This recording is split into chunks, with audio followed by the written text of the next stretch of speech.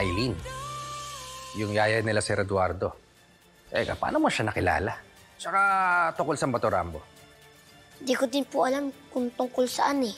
Minahal niyo rin naman po si Kuya Rambo, Nay, di ba? Minahal ko nga siya. Pero siya rin ang dahilan kung bakit nawala ang pinakamamahal ko sa buhay. Kaya pag ikaw pinukulo kami, pati ikaw kulong. Hindi ako natatakot. Gusto ko na makalaya sa konsensya ko. Si Aileen! Si Aileen! May sugat ka, Aileen. Hindi niya. Apo si Olive. Nay, doon din naman ang punta niya eh. Napaaga lang si kamatayan.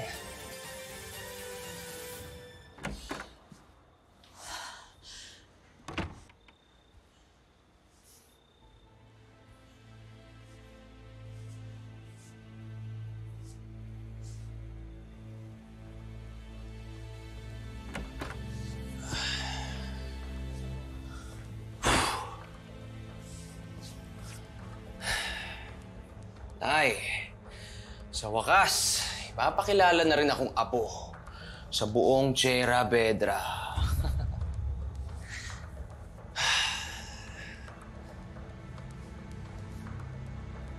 Oh, ano itsura yan, ha?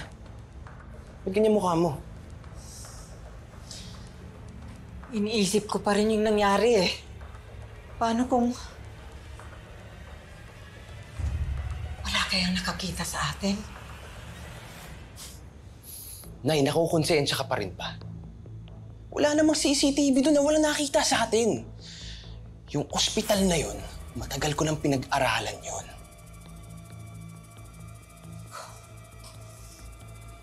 Napatahimik nga natin si Aileen pero kung makukulong naman tayo, di baliwala din ang lahat ng pinaghirapan natin. Nay, sigurado ako, hindi tayo makukulong. Ha? Lalo ngayon wala na si Aileen eh. Wala na si Aileen kaya wala nang sikretong mabubunyag sa atin.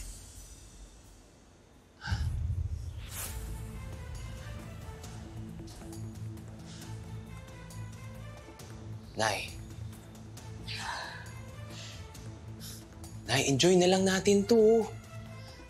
Ito yung pinapangarap natin, nandito na lahat eh.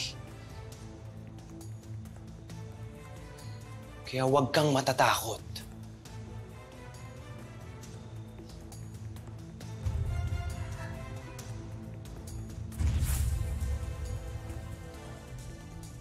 Nalubot mo talaga ako. Ay, hindi mo bukas. Boy, ano nang gagawin natin? Si Aileen, kumusta siya? Eh, wala pa rin siyang malay nung dinala siya dun sa loob ng ER eh. Hindi ko na nakita. Hindi naman ako pinapasok sa loob. Sana maging okay na siya. Kailangan nila magkausap ni Sir Mayor.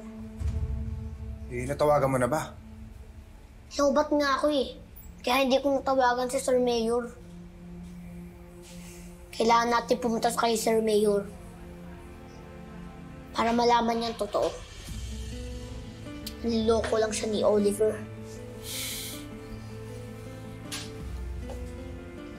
Grabe talaga yung Oliver na yan eh. Napakasama ng ugali. Dahil hindi siya totoong katugo ni Sir Eduardo.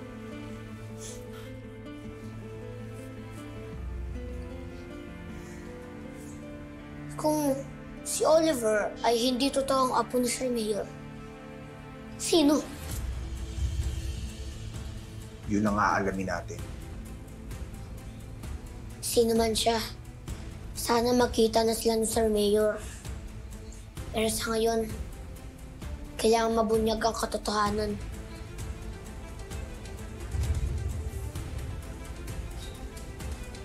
Tara.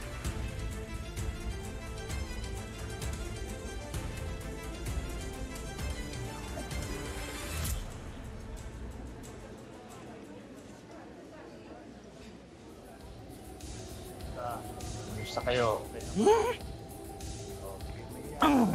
Rap? Aka na nga. Ba't ba kasi kayo pag naglagay, ang laki ng baso, ang liit ng laman eh, kukunti.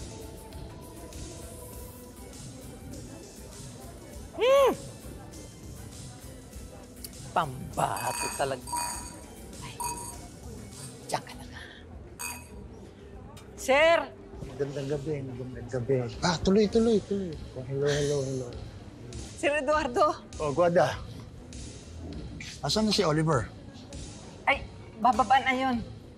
Naghihintay na nga yung tropa niya eh. Tropa?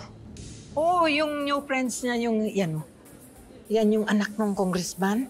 Ito naman yung anak ng mayor ng San Clemente. At yun. Yung may-ari ng sabungan. Ayun o. Present sila lahat. Oh, ito na pala eh. Oliver! Nay, Lo. Ako ng anak ko. Nay naman, syempre birthday ko eh. Lo, dyan na ba yung mga guests natin? Lahat ng inimbita ko nandito na. Sakto.